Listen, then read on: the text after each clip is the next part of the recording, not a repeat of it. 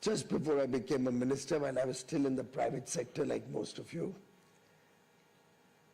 when a colleague in Parliament, Mr. Rajiv Chandrasekhar, is now the president of the BJP in Kerala, former minister, he insisted I go down and see some innovative and some really path-breaking work happening in Bengaluru.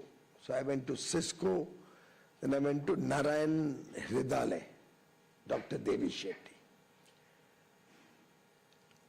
And what I saw there was completely an eye-opener, something which is going to stay with me for the rest of my life. Amongst other things, and largely focusing on a very basic, simple economic theory of economies of scale, he showed me his ECG setup. And as against quite a large cost that ECG entails, taking an electrocardiogram in a hospital, usually would be about $150 or so at that time, also 100 or 150 bucks. He said it cost me only 1.5 rupee to do that ECG. I was kind of amazed. 13. I said, how do you manage it? And look at the simple elementary thinking behind it. I'm saying it to all the young startups because that's exactly what you are all doing, which makes us proud.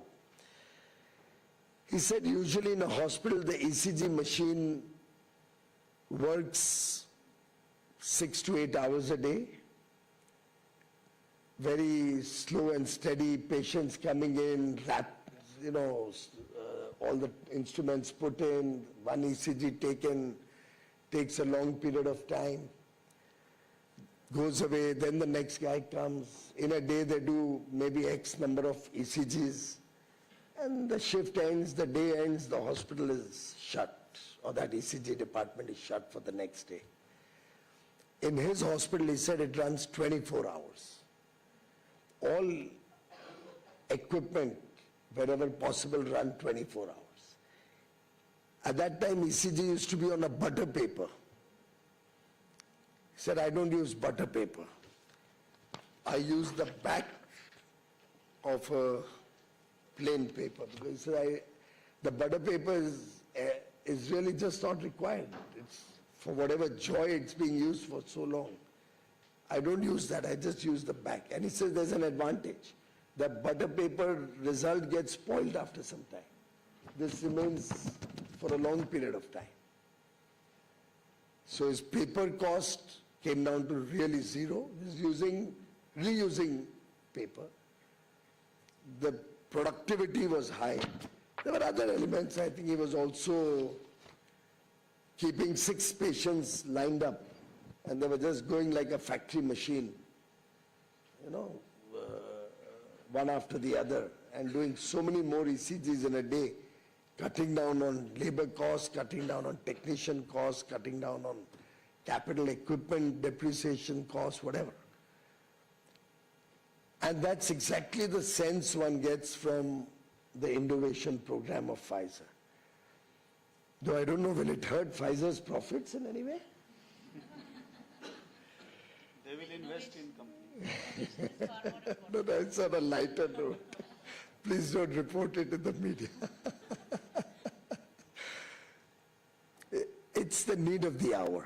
India is right at the cutting edge of technology today, but it's not going to be possible until the government and private sector both encourage our young or our entrepreneurs. And to my mind, it's very important that we look at innovation supporting India's day-to-day needs, supporting India's real imperatives on the ground. It's important also to showcase what are the success stories, to encourage newer people to come into this field. Otherwise, you'll end up having 1 or 2, 4 stories of people who may not have succeeded in the first instance, becoming a dampener for others. So it's